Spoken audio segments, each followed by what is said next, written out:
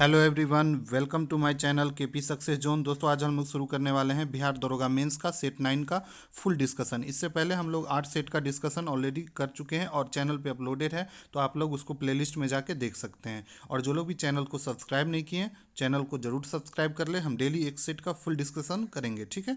तो चलिए आज का क्वेश्चन शुरू करते हैं।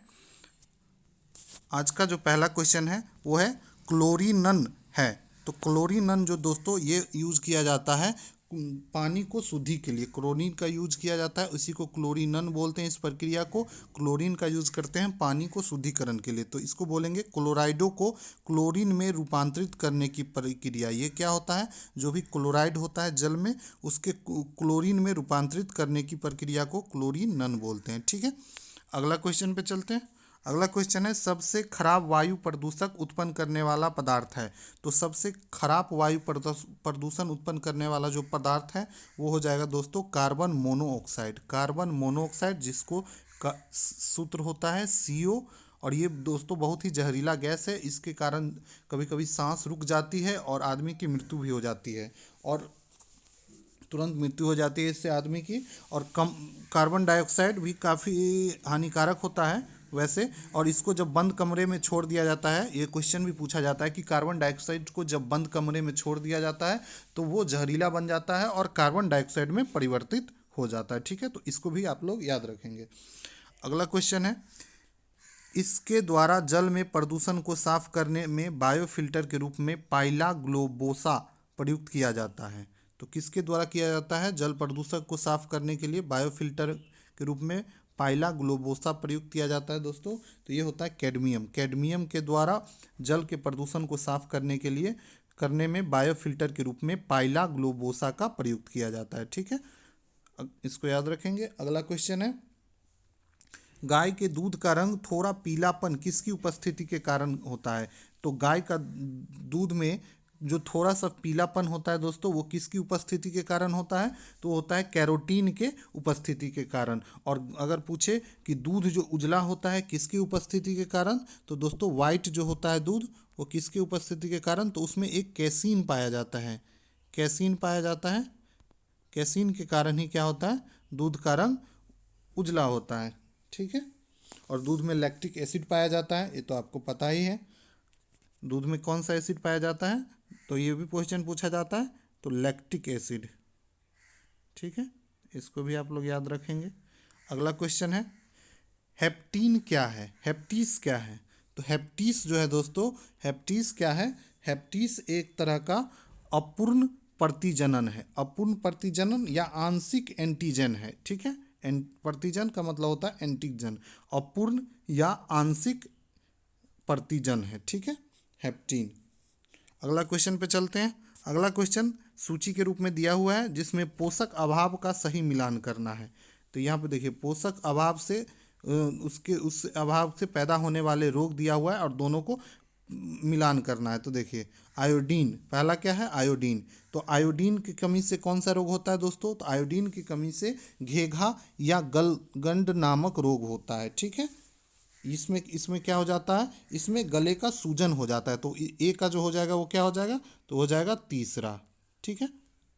वहीं बात करें आयरन, आयरन की कमी से कौन सा रोग होता है, तो दोस्तों आयरन की कमी से हो जाता है प्राणी रक्त अल्पता, ठीक है, जिसको एनीमिया भी बोलते हैं। प्रांसी रक्त अल्पता, सॉरी, रक्त की कमी से जो होता है दोस्तों वो हो जाता है सूक्ष्माणु रक्त अल्पता, ठीक है। सूक्ष्माणु अल्पता जो होता है वो आयरन की कमी से होता है, तो इसका जो हो जाएगा ये। और वहीं बात करें प्रांसी रक्त अल्पता जो है दोस्तों, ये होता है किसके कमी के कारण, तो ये हो जाता है आपको विटामिन B12 के कमी के कारण, ठीक है। तो इसमें हो जाएगा ये दूसरा नंबर। और नियासिन जो है जिसको प्लेग्रा भी बोला जाता है, तो ये हो जाता है प्लेमजिया। प्लेग्रा और या प्लेमजिया दोनों एक ही चीज़ है, यहाँ प्लेग्रा होना चाहिए, ठीक है। तो इसका आंसर हो जाएगा, ठीक है। अगला क्वेश्चन पे चलते हैं। तो इसका आंसर हो जाएगा दोस्तों कौन सा, तीसरा, पहला, दूसरा, चौथा। देखिए मिला लीजिए, तीसरा, पहला, चौथा, दूसरा। अगला क्वेश्चन है, पादप द्वारा अवशोषित जल का अतिरिक्त अंश किसके द्वारा बाहर निकाला जाता है? तो पादप के द्वारा जो अवशोषित जल होता है उसके अतिरिक्त अंश को बाहर निकाला जाता है वाष्पोसर्जन के कारण, वाष्पोसर्जन से, ठीक है, वाष्पोसर्जन से। और ये पत्ती में विद्यमान एस्टोमेटा के द्वारा होता है। ये जो होता है किसके द्वारा होता है? तो पत्ती में पाया जाता है दोस्तों एस्टोमेटा, एस्टोमेटा। और एस्टोमेटा के द्वारा ही क्या होता है, जो भी बाहरी जल है उसको, अतिरिक्त जल होता है उसको बाहर निकाला जाता है, ठीक है। अगला क्वेश्चन है, स्पंज क्या है? स्पंज क्या है? तो स्पंज जो है दोस्तों एक जंतु है। स्पंज क्या है? एक जंतु है जिसके शरीर जो होता है छिद्रयुक्त होता है। कैसा होता है? छिद्रयुक्त होता है। और एक प्रकार का जीव है ये। इसमें प्रत्यास्थ कंकाल तंत्र होता है, ठीक है। अगला क्वेश्चन पे चलते हैं। अगला क्वेश्चन है, जैव डीजल अधिकतर किसके द्वारा उत्पादित किया जाता है? तो जैव डीजल जो है दोस्तों वो उत्पादित किया जाता है किसके द्वारा? तो वो उत्पादित किया जाता है U4BAC के द्वारा, U4BAC के द्वारा, ठीक है। U4BAC के द्वारा जैव डीजल का उत्पादन किया जाता है, ठीक है। अगला क्वेश्चन है, 60 डिग्री कोण के एक प्रिज्म से गुजरने वाली एक किरण का विचलन कोण क्या होगा यदि उसका आपतन कोण एवं निर्गत कोण प्रत्येक 40 दिया हुआ है? तो दोस्तों इसका एक फार्मूला होता है A+D = I/E। तो देखिए आपतन कोण I इंसिडेंट को और ये हो जाएगा परावर्तित को, ठीक है। तो ये हमको क्या दिया है? दोनों दिया है 40-40, तो ये हो जाएगा 40-40। और A हमारे पास क्या है? 60 डिग्री। और D हमको निकालना है, ठीक है। कितना मतलब कि विचलन होगा, डिस्पर्सन होगा। तो इसका जो आंसर आ जाएगा वो हो जाएगा 20, ठीक है। इसको जब कैलकुलेट करेंगे तो आपको आ जाएगा 20, ठीक है। अगला क्वेश्चन पे चले। अगला क्वेश्चन है, चौथी अनुसूची में किसका वर्णन है?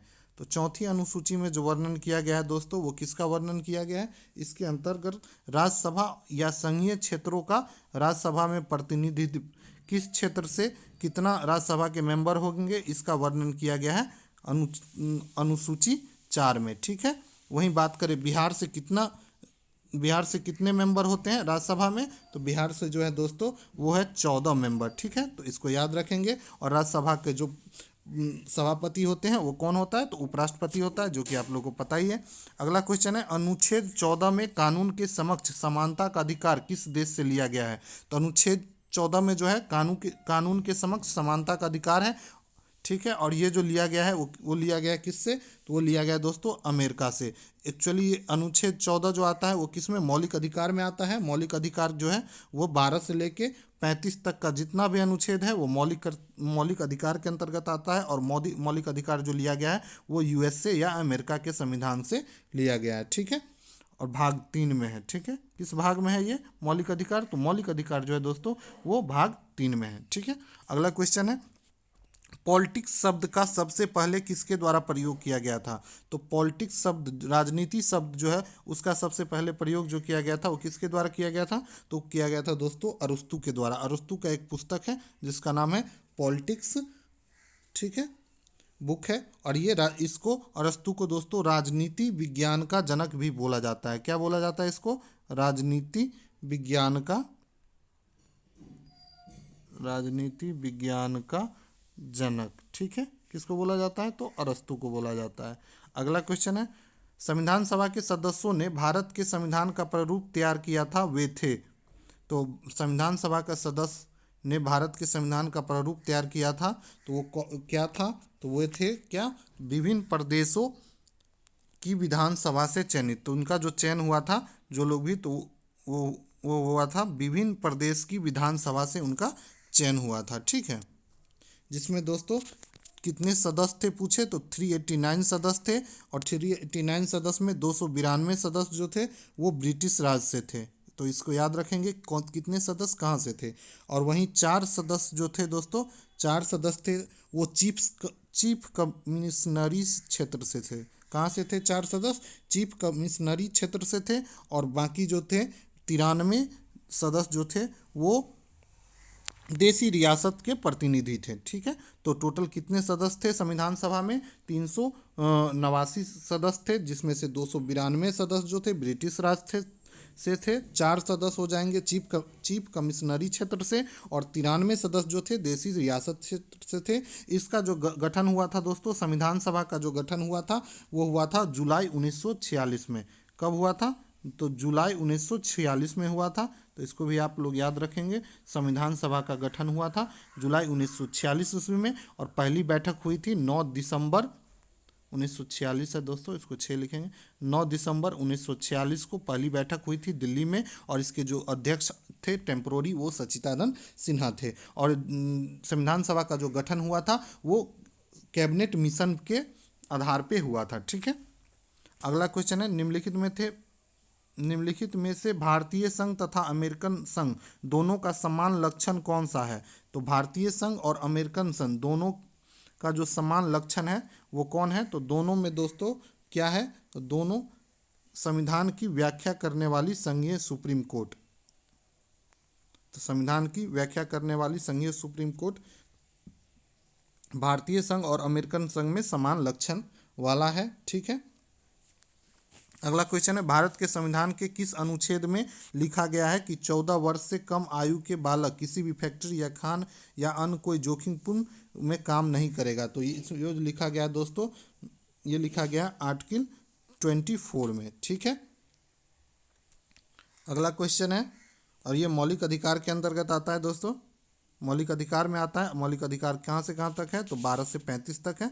तो 12 से 35 तक है, और मौलिक अधिकार लिया गया अमेरिका से, ये तो पता ही है। तो अमेरिका से क्या क्या चीज़ लिया गया है उसको भी हम लोग देख लेते हैं एक जगह, ताकि पूछा जाए तो आप उसको आराम से कर लें। तो अमेरिका से जो भी लिया गया है संविधान में, ये बार बार पूछा जाता है। पहला है दोहरी नागरिकता। अमेरिका में दोहरी नागरिकता है, हमारे यहाँ एकल है। ठीक है, तो ये नहीं लिया गया वहाँ से, दोहरी नागरिकता नहीं लिया गया है। दोहरी नागरिकता जो है वो कहाँ पे? अमेरिका में है दोहरी नागरिकता। इसको याद रखेंगे, पूछता है दोहरी नागरिकता कहाँ पे है, तो अमेरिका में है। और ब्रिटेन से हमें हमारे लिए लिया क्या, हमारे यहाँ जो है वो एकल नागरिकता है, और वो कहाँ से लिया गया है? एकल नागरिकता है, और वो ब्रिटेन से लिया गया है। ठीक है, अमेरिका के संविधान से हम लोग देख रहे थे कि क्या क्या लिया गया था, तो चलिए देखते हैं अमेरिका के संविधान से क्या क्या लिया गया था। तो अमेरिका के संविधान से जो लिया गया था दोस्तों, वो लिया गया था, पहला हो जाएगा मूल अधिकार। मूल अधिकार लिया गया है, मूल अधिकार या मौलिक अधिकार बोल लीजिए, दोनों एक ही है अमेरिका के संविधान से। दूसरा अगर बात करें तो उपराष्ट्रपति, उपराष्ट्रपति का जो पद है वो भी अमेरिका से लिया गया है। ठीक है, और एक चीज़ और है, स्वतंत्र न्यायपालिका। स्वतंत्र न्यायपालिका ये भी लिया गया है अमेरिका से, तो इसको भी याद रखेंगे, स्वतंत्र न्यायपालिका। और संविधान की सर्वोच्चता ये भी लिया गया अमेरिका से, संविधान की सर्वोच्चता, जो कि पिछला ऑप्शन में, पिछला क्वेश्चन में आंसर भी यही था कि सर्वोच्चता, इसके बारे में पूछा गया था। अगला क्वेश्चन पे चलते हैं। तो ये सारा चीज़ जो कि अमेरिका के संविधान से लिया गया था, इसको आप लोग याद कर लेंगे। ठीक है, अगला क्वेश्चन है, लोकसभा में एंग्लो भारतीय प्रतिनिधि को निम्नलिखित में से किस अनुच्छेद के तहत मनोनीत किया जाता है? तो एंग्लो भारतीय प्रतिनिधि को लोकसभा में मनोनीत करता है किसके द्वारा? तो राष्ट्रपति के द्वारा मनोनीत किया जाता है दोस्तों। और किस आर्टिकल के तहत किया जाता है? तो किया जाता है आर्टिकल 331 के तहत। ठीक है, आर्टिकल 131 के तहत। इसको अब दोस्तों समाप्त कर दिया गया, करंट में इसको समाप्त कर दिया गया है, तो इसको भी आप लोग देख लेंगे अच्छे से। अगला क्वेश्चन है, भारतीय नागरिकता प्राप्त करने में शामिल नहीं है। तो भारतीय नागरिकता प्राप्त करने में जो शामिल नहीं है वो कौन कौन सा है? तो भारतीय नागरिकता भाषा के आधार पे नहीं ग्रहण किया जा सकता, वहीं वंशाधिकार के द्वारा भारतीय नागरिकता प्राप्त किया जा सकता है, जन्म के द्वारा भी, और पंजीकरण या रजिस्ट्रेशन के द्वारा भी नागरिकता ग्रहण किया जा सकता है। ठीक है, नागरिकता जो है भारतीय संविधान के भाग 2 में है, तो इसको आप लोग याद रखेंगे। अगला क्वेश्चन है, प्रस्तावना का वह प्रावधान जो सभी वयस्क नागरिकों को मतदान का अधिकार प्रदान करता है क्या कहलाता है? तो प्रस्तावना का प्रावधान जो सभी वयस्क नागरिकों को मतदान का अधिकार प्रदान करता है वो क्या कहलाता है? तो वो कहलाता है दोस्तों प्रजातंत्र। हमारे देश में क्या है? प्रजातंत्र है। संविधान की प्रस्तावना को दोस्तों संविधान का आत्मा भी बोला जाता है, और प्रजातंत्र में दोस्तों सभी को नागरिकों को मतदान करने का अधिकार है। ठीक है, अगला क्वेश्चन है, संविधान के किस अनुच्छेद के अनुच्छेद ने अस्पृश्यता खत्म किया, मतलब छुआछूत किस आर्टिकल के तरफ से खत्म किया गया है? तो ये बहुत ही बेकार प्रथा थी दोस्तों, इसको खत्म कर दिया गया है अनुच्छेद 17 के तहत। ठीक है, आर्टिकल 17 के तहत, आर्टिकल 17 ये भी मौलिक अधिकार में आ गया है, इसको मौलिक अधिकार के अंतर्गत रखा गया। तो जो भी आर्टिकल आएगा 12 से लेके 35 के बीच, ये सारा क्या है? मौलिक अधिकार है। ठीक है, जम्मू और कश्मीर राज्य को विशिष्ट दर्जा प्रदान करता है। तो जम्मू कश्मीर राज्य को विशिष्ट दर्जा जो प्रदान करता है वो संविधान के अनुच्छेद 370 के तहत, और ये जो है दोस्तों वो समाप्त कर दिया गया 2019 में मोदी गवर्नमेंट के द्वारा। ठीक है, और ये जम्मू कश्मीर और लद्दाख को दो यूनियन टेरिटरी बना दिया गया, क्या? जम्मू एंड कश्मीर, और एक बना दिया गया लद्दाख। ठीक है, अगला क्वेश्चन है, अगला क्वेश्चन पे चलते हैं। निम्नलिखित में से कौन सा मूलभूत अधिकार नहीं है? तो देखिए, मूलभूत अधिकार या मौलिक अधिकार से ये भी क्वेश्चन है, तो इसमें से कौन मौलिक अधिकार नहीं है? तो दोस्तों संपत्ति का जो अधिकार है ये मौलिक अधिकार नहीं है, इसको 44वें संविधान संशोधन के द्वारा मौलिक अधिकार से बाहर कर दिया गया। किसके तहत? तो 24वें संविधान संशोधन के द्वारा। अब ये जो है दोस्तों कानूनी अधिकार है, इसको 300 क में रखा गया है, इसको आर्टिकल 300 के क में नए जगह दिया गया, और ये जो है अब क्या है? तो ये जो है दोस्तों अब कानूनी अधिकार है। तो इसके बारे में पूछे कि संपत्ति का अधिकार जो है मौलिक अधिकार है या कानूनी अधिकार है, तो ये हो जाएगा दोस्तों कानूनी अधिकार है। ठीक है, मौलिक अधिकार आप लोगों को पता ही है 12 से 35 के बीच होता है, भाग 3 में है, और अमेरिका के संविधान से लिया गया है। अगला क्वेश्चन है, भारतीय संसद का अपर हाउस राज्यसभा क्या है? तो राज्यसभा जो है दोस्तों एक अस्थाई निकाय है। कैसे क्या है? अस्थाई निकाय है, सही है। यह 6 वर्ष का एक जीवन है, तो नहीं, ये गलत हो जाएगा। 5 वर्ष का एक जीवन है, 4 वर्ष का जीवन नहीं, ये अस्थाई है, इसको कभी भी विघटन नहीं किया जा सकता है। इसके जो सभापति होते हैं वो ये उपराष्ट्रपति होते हैं, और इसमें जो भी जितने भी सदस्य होते हैं उसका जो कार्यकाल होता है दोस्तों, कार्यकाल क्या होता है? 6 वर्ष होता है, 6 वर्ष होता है कार्यकाल इसके सदस्य, राज्यसभा के सदस्यों का। और प्रत्येक वर्ष 1/3 मेंबर क्या होता है? 1/3 मेंबर क्या होते हैं? अवकाश ग्रहण करते हैं। ठीक है, प्रत्येक 2 वर्ष पे, सॉरी 2 वर्ष पे, 2 वर्ष पे 1/3 मेंबर क्या करते हैं? अवकाश ग्रहण करते हैं। अगला क्वेश्चन पे चलते हैं। नागरिकता निम्नलिखित में से किस विधि द्वारा प्राप्त की जा सकती है? तो नागरिकता जो है दोस्तों वो किस विधि के द्वारा प्राप्त किया जा सकता है? तो नागरिकता जन्म से प्राप्त किया जा सकता है, सही है। अनुवांशिकता से प्राप्त किया जा सकता है, ये भी सही है। पंजीकरण द्वारा प्राप्त किया जा सकता है, ये भी सही है। लेकिन अनुरोध के द्वारा प्राप्त नहीं किया जा सकता। तो इसका आंसर हो जाएगा पहला, दूसरा और तीसरा। ठीक है, पहला, दूसरा और तीसरा, सही है। अगला क्वेश्चन पे चलते हैं। अगला क्वेश्चन है, इसके बारे में थोड़ा सा ये देख लेंगे कि नागरिकता जो प्रदान किया जाता है वो किस धारा से प्रदान किया जाता है। ठीक है, तो जन्म के द्वारा जो नागरिकता प्रदान किया जाता है दोस्तों वो है धारा 3 में। तो कई बार ये भी क्वेश्चन भी पूछ देता है फंसाने के लिए, तो ठीक है। और अनुवांशिकता द्वारा जो प्राप्त किया जाता है वो है धारा 4 में, धारा 4 में। पंजीकरण के द्वारा है, ये है धारा 5 में, धारा 5 में, तो इसको भी याद रखेंगे आप लोग।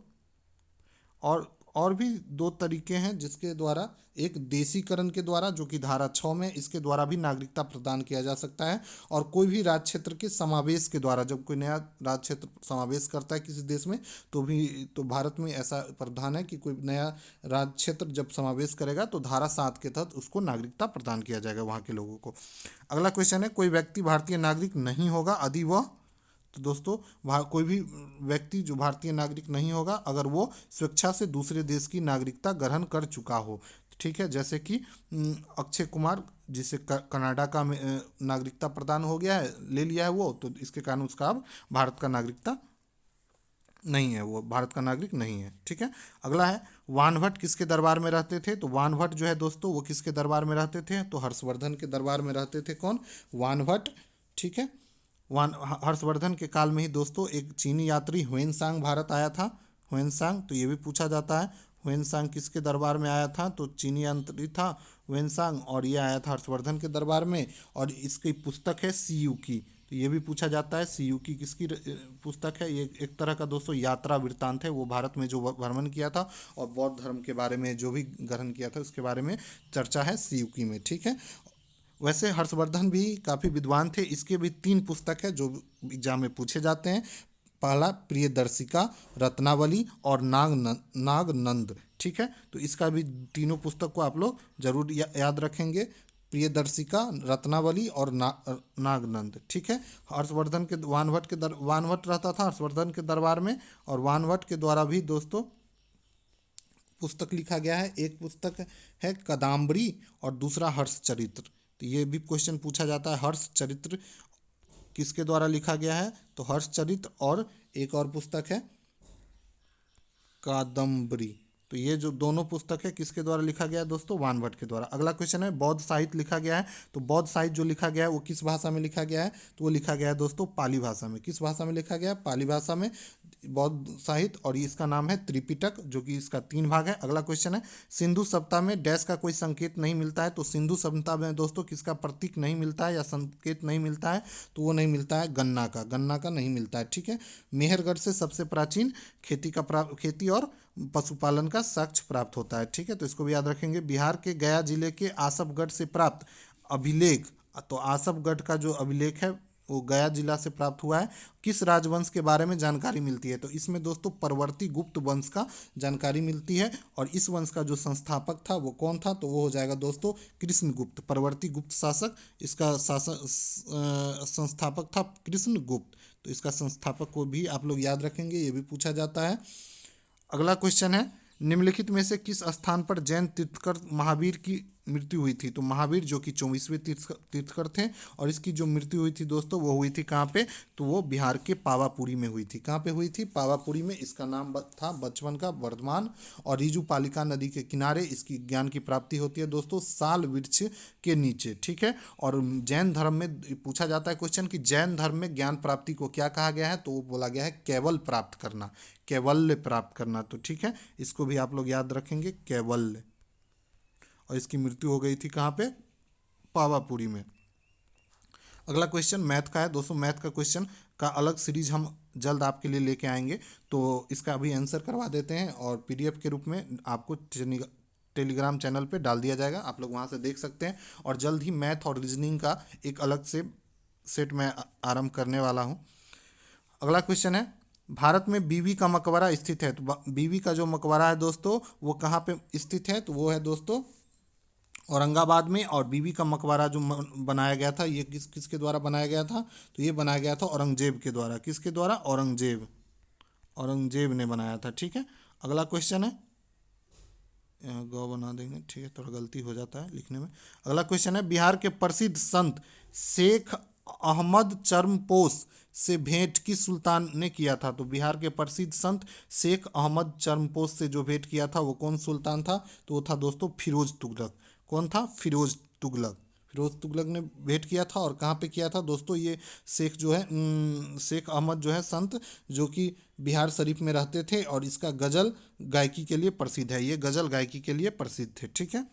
अगला क्वेश्चन मैथ का, इसका जो आंसर हो जाएगा दोस्तों 140। मैथ से अच्छा खासा क्वेश्चन रहता है दोस्तों, तो इसको आप लोग जरूर देख के जाएं, मैथ और रीजनिंग को। अगला क्वेश्चन है राम प्रसाद बिस्मिल इसमें से किससे जुड़े थे? तो राम प्रसाद बिस्मिल जो जुड़े थे वो काकोरी बम हमला से जुड़े थे, काकोरी बम हमला से जुड़े थे, ठीक है। अगला क्वेश्चन है भारत में पहली बार रेलवे इनमें से किस गवर्नर जनरल के अधीन शुरू हुआ था? तो भारत में जो रेलवे शुरू हुआ था किस गवर्नर जनरल के अधीन शुरू हुआ था? तो हुआ था डलहौजी के समय। और कब हुआ था? तो 1853 ईस्वी में। कई बार इस क्वेश्चन आ गया है, कोई बात नहीं। और डाक सेवा 1854 ईस्वी में, ठीक है, उसको भी डलहौजी के समय भी शुरू हुआ था, उसको भी ध्यान रखेंगे। भारतीयों को सत्ता हस्तांतरण करने के लिए और देश का विभाजन करने की योजना किस योजना में रखी गई है? तो इसको जो रखा गया है दोस्तों माउंटबेटन योजना में। माउंटबेटन योजना जो आया था 1947 ईस्वी में आया था, और ये 3 जून 1947 को माउंटबेटन के द्वारा प्रस्तुत किया गया था, ठीक है। कौन प्रस्तुत किया था? तो माउंटबेटन किया था। और कब किया था? तो 3 जून 1947 को किया था। तो इसको याद रखेंगे। अगला क्वेश्चन है अगला क्वेश्चन है, इसका आंसर हो जाएगा दोस्तों 243। ठीक है, अगला क्वेश्चन है, 1857 के विद्रोह में झांसी की रानी लक्ष्मीबाई ने किसके सहयोग से ग्वालियर में विद्रोह किया था? तो 1857 में विद्रोह में झांसी की रानी लक्ष्मीबाई जो है वो विद्रोह किया था ग्वालियर में, किसके सहयोग से? तो तात्या तोपे के सहयोग से। ठीक है, और वहाँ पे जो सिंधिया थे वो सपोर्ट किए थे ग्वालियर के सिंधिया अंग्रेज को, और उसकी सहायता के कारण ही रानी लक्ष्मीबाई मारी गई थी। अगला क्वेश्चन है, निम्नलिखित में से किस भारतीय को रॉबर्ट क्लाइव ने बिहार का नायाब दीवान नियुक्त किया था? तो बिहार में दीवान जो नियुक्त किया गया था, नायाब दीवान जो नियुक्त किया गया था दोस्तों, वो रॉबर्ट क्लाइव के द्वारा नियुक्त किया गया था। और किसको नियुक्त किया गया था? तो सीताब राय को किया गया था। ठीक है, ठीक है, वहीं बिहार में राय दुर्लभ को किया गया था बिहार में। ठीक है, और उन्हें कब किया गया था? तो ये किया गया था 1765 ईस्वी में, और 1765 ईस्वी में इसी को द्वैध शासन बोला गया था दोस्तों। द्वैध शासन शुरू किया गया था रॉबर्ट क्लाइव के द्वारा 1765 ईस्वी में। अगला क्वेश्चन है, अगर किसी आयतन को दो संलग्न भुजा दिया हुआ है तो इसका क्षेत्रफल इतना दिया हुआ है, तो परिमाप निकालना है। इसका जो आंसर हो जाएगा दोस्तों 56 हो जाएगा। ठीक है, अगला क्वेश्चन है, बिहार राज्य की चौहद्दी कौन सा है? तो बिहार राज्य का जो चौहद्दी है दोस्तों उसके बारे में क्वेश्चन दिया गया है। तो बिहार राज्य का जो चौहद्दी है वो हो जाएगा, उत्तर में नेपाल, दक्षिण में झारखंड, पूरब में पश्चिम बंगाल, और पश्चिम में उत्तर प्रदेश। ठीक है, तो ये जो है दोस्तों बिहार का चौहद्दी है। बिहार जो दोस्तों नेपाल से शेयर करता है और 3 राज्य से सीमा शेयर करता है। तो कई बार पूछता है कि बिहार कितने राज्यों के साथ अपना सीमा शेयर करता है? तो 3 राज्य, झारखंड, पश्चिम बंगाल और उत्तर प्रदेश के साथ शेयर करता है। अगला क्वेश्चन है, सबसे बड़ा नदी मुहाना है? तो सबसे बड़ा जो नदी मुहाना है दोस्तों वो गंगा नदी का मुहाना है। ठीक है, और गंगा नदी सागर में जहाँ पे मिलती है, या कोई भी नदी सागर में जहाँ पे मिलती है उसको क्या बोलते हैं? मुहाना। ठीक है, मुहाना पे ही क्या होता है दोस्तों? डेल्टा का निर्माण होता है। और गंगा नदी पे, मुहाने पे जो सबसे बड़ा डेल्टा है वो है सुंदरवन का डेल्टा। तो इसको भी याद रखेंगे। अगला क्वेश्चन है, सौर मंडल का सबसे गर्म ग्रह कौन सा है? तो सौर मंडल का जो सबसे गर्म ग्रह है दोस्तों तो हो जाएगा हॉट प्लानेट शनि है। ठीक है, और इस सॉरी शुक्र है। और इसको दोस्तों भोर का तारा या सांझ का तारा भी बोला जाता है, और पृथ्वी का जुड़वा बहन भी बोला जाता है। किसको? तो शुक्र को, और सबसे गर्म ग्रह है शुक्र। अगला क्वेश्चन है, अगला क्वेश्चन मैथ का है दोस्तों। इसका आंसर हो जाएगा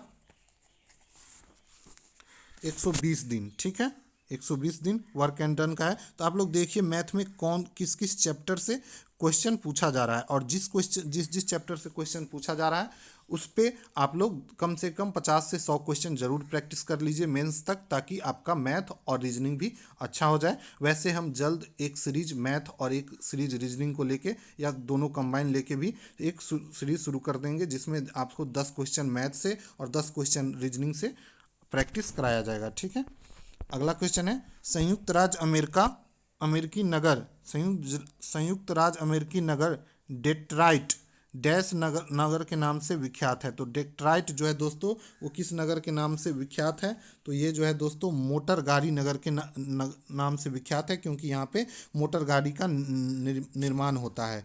डेट्राइट जो है दोस्तों वो नदी का नाम है, और उसी नदी के तट पे डेट्राइट नाम का नगर बसा हुआ है। ठीक है, अगला क्वेश्चन है, ब्लैक पगोडा निम्नलिखित में से किस स्थान पर अवस्थित है? तो ब्लैक पगोडा जो है दोस्तों वो कोणार्क, जो कि उड़ीसा में है, कोणार्क उड़ीसा में है। और इसका निर्माण कई बार पूछा जाता है एग्जाम में कि ब्लैक पगोडा या कोणार्क का सूर्य मंदिर, इसका निर्माण किसने कराया था? तो इसका जो निर्माण कराया था तो राजा नरसिंह देव ने। किसने कराया था? राजा नरसिंह देव ने। तो इसको भी आप लोग याद रखेंगे। अगला क्वेश्चन है, निम्नलिखित में से कौन सा बंदरगाह प्राकृतिक हार्बर है? तो ये हो जाएगा दोस्तों, प्रकृति हार्बर कौन सा है? तो हो जाएगा मुंबई। मुंबई जो है प्रकृति हार्बर है, और भारत का सबसे बड़ा बंदरगाह है, और यहाँ से सूती वस्त्र का सबसे ज़्यादा मात्रा में निर्यात होता है। तो सूती वस्त्र का सबसे ज़्यादा मात्रा में निर्यात कहाँ से होता है? तो मुंबई के बंदरगाह से, और ये जो भारत का सबसे बड़ा बंदरगाह है। ठीक है, क्षेत्रफल की दृष्टि से। अगला क्वेश्चन है, कोची बंदरगाह कहाँ पे स्थित है? कोची बंदरगाह जो है दोस्तों वो केरल राज्य में स्थित है और मालाबार तट पे है, ठीक है। और कोची बंदरगाह जो है दोस्तों ये प्राकृतिक बंदरगाह है, तो इसको भी याद रखेंगे, प्राकृतिक बंदरगाह है और ये मालाबार तट पे है और ये वेम्बनाड झील के किनारे है। तो किस झील के किनारे है कोची बंदरगाह, ये भी क्वेश्चन पूछ सकता है। तो वेम्बनाड झील जो कि केरल में है उसी के किनारे है कोची बंदरगाह, ठीक है।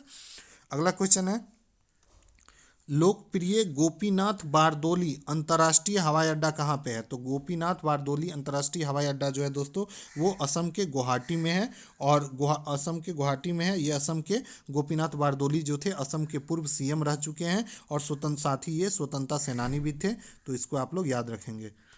2 दिन वीडियो दोस्तों गैप हो गया, एक्चुअली घर आना पड़ गया किसी ज़रूरी काम से, तो आज हम वीडियो जो है घर से ही शूट कर रहे हैं।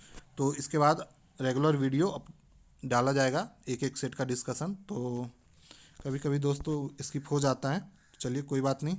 अगला क्वेश्चन है कौन सी नदी बंगाल के शोक के नाम से जानी जाती है। तो बंगाल के शोक के नाम से जो जाना जाता है वो कौन जाना जाता है, तो हो जाएगा दोस्तों दामोदर नदी। दामोदर नदी को बंगाल के शोक के नाम से भी जाना जाता है, ठीक है। और ये हुगली में जाके मिल जाती है, किस में जाके मिलती है, हुगली में मिल जाती है। और बिहार का शोक पूछे तो बिहार का शोक हो जाएगा दोस्तों कोसी नदी। कोसी सबसे ज़्यादा बाढ़ लाती है बिहार में, तो कोसी नदी जो हो जाएगी दोस्तों बिहार का शोक नदी हो जाएगा।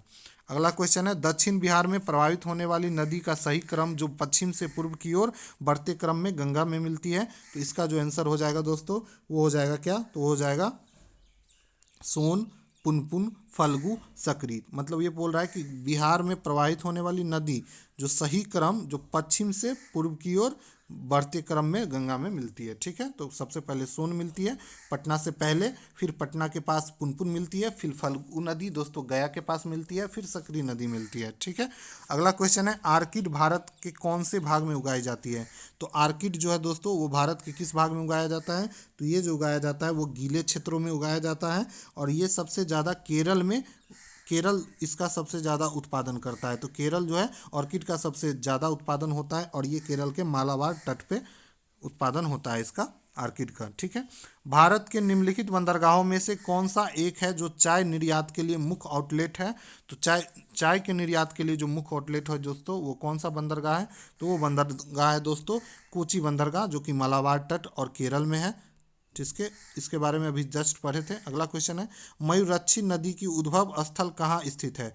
तो मयूराक्षी नदी जिसको मयूर नदी भी बोला जाता है दोस्तों, इसका जो उद्भव स्थल है ये कहाँ पे है, तो ये है त्रिकुट पहाड़ी जो कि झारखंड में देवघर के आसपास है।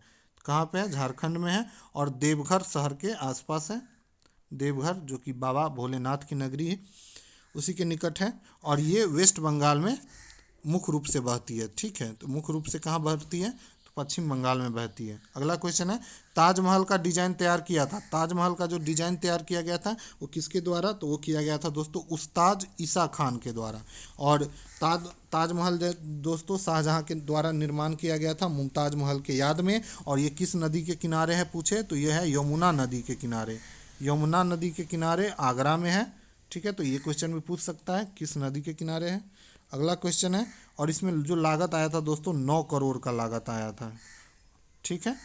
अगला क्वेश्चन है एक व्यापारी किसी वस्तु को 27 रुपये में खरीदता है, इसका जो आंसर हो जाएगा दोस्तों वो हो जाएगा 29.70, ठीक है।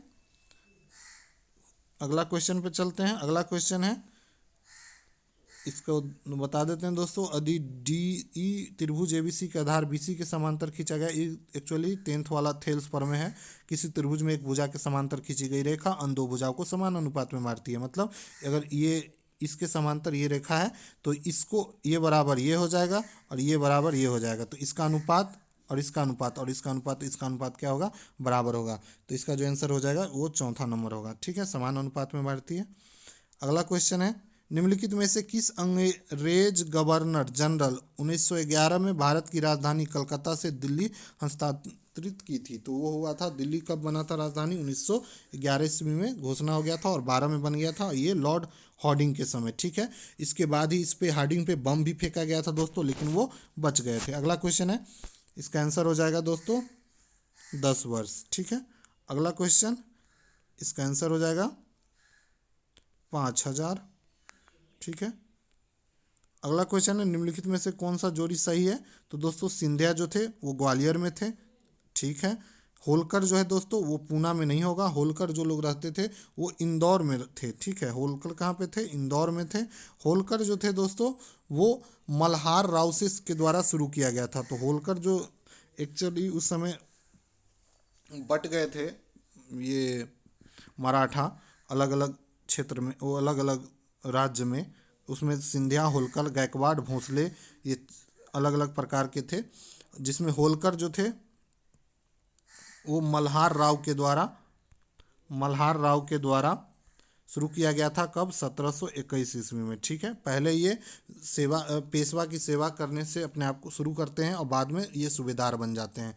गायकवाड़ बड़ौदा में रहते थे और भोंसले जो थे नागपुर में, ठीक है। तो ये सारा याद रखेंगे, ये सारा पूछा जाता है। अगला क्वेश्चन है और इसका आंसर हो जाएगा दोस्तों 1200 रुपये, ठीक है।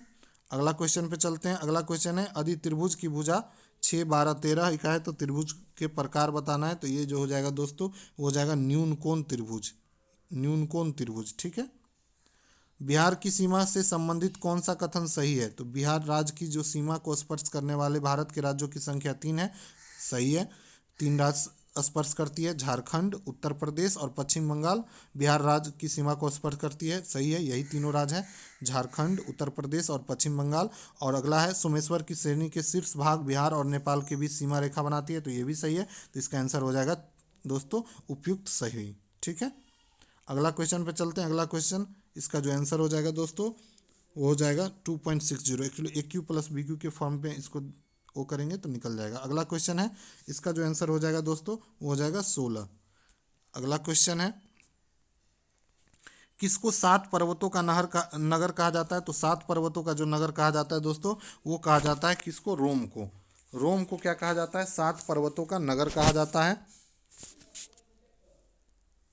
ठीक है। रोम जो है दोस्तों इटली की राजधानी है और ये टाइबर नदी के किनारे बसी है। किस नदी के किनारे, तो टाइबर नदी के किनारे बसी है। तो इसको भी याद रखेंगे, 7 पर्वतों का नगर कहा जाता है। ये अल्पास पर्वत श्रेणी के 7 पर्वत के बीच है, ठीक है। किस पर्वत श्रेणी के, तो अल्पास। अगला क्वेश्चन इसका जो आंसर हो जाएगा दोस्तों वो हो जाएगा 8 मिनट। अगला क्वेश्चन इसका आंसर है दोस्तों 14√3। चलिए मैथ का क्वेश्चन आ रहा है। निम्न में से कौन सी हड्डी मानव कान का भाग नहीं है। तो मानव कान का भाग नहीं है पूछ रहा है, तो वो कौन सा हड्डी हो जाएगा, तो वो हो जाएगा उर्वस्थि। बाकी 3 जो है दोस्तों कान की हड्डी है, ठीक है। 3 प्रकार का कान का हड्डी होता है, ठीक है। फीमर जो होता है दोस्तों वो भी याद रखेंगे, वो भी पूछा जाता है। फीमर जो है वो जांग की हड्डी होती है, जांग की हड्डी होती है और ये सबसे मजबूत और सबसे लंबी हड्डी होती है। तो इसके बारे में भी पूछा जाता है। अगला क्वेश्चन है दिए गए विकल्पों को सभी संबंधित संख्या को चुनिए। इसका जो आंसर हो जाएगा वो हो जाएगा 222, ठीक है।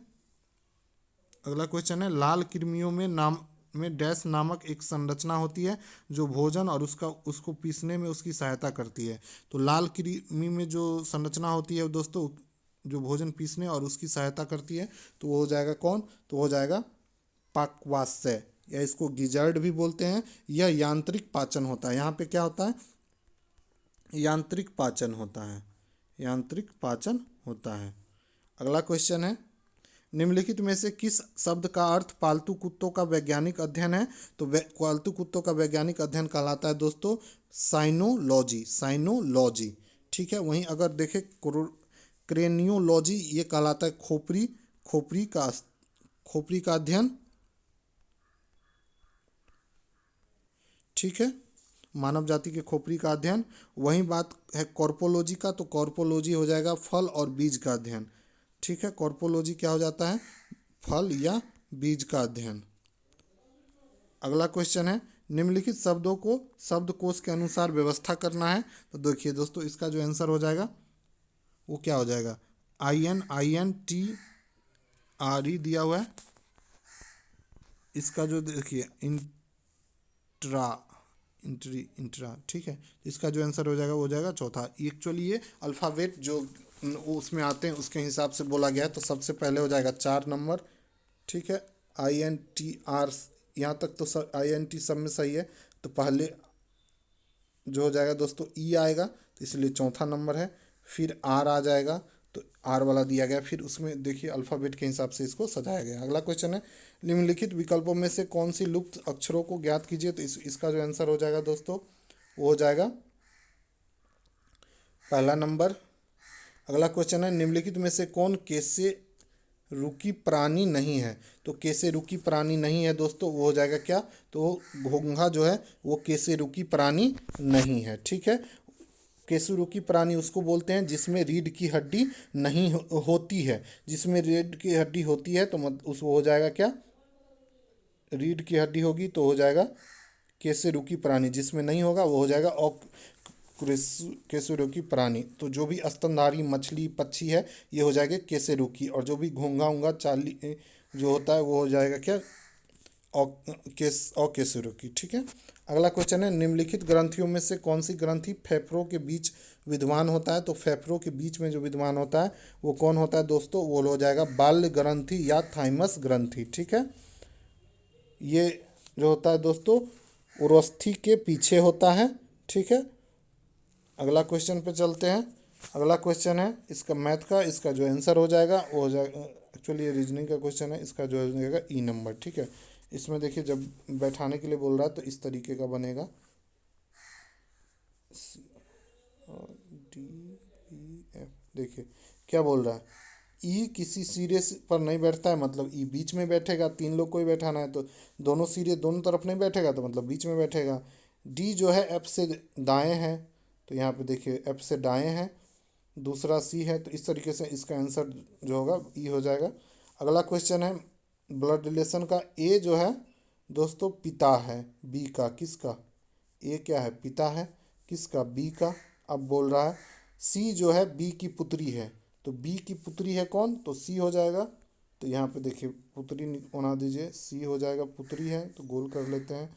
डी जो है बी का भाई है, बी का भाई है कौन, डी मेल हो जाएगा भाई है। तो ई जो है ए का पुत्र है, तो ए का पुत्र है कौन, ई, तो पुत्र है तो मेल हो जाएगा। सी और ई के बीच, तो सी और ई के बीच क्या संबंध है, तो भतीजी का हो जाएगा, भतीजी और चाचा का।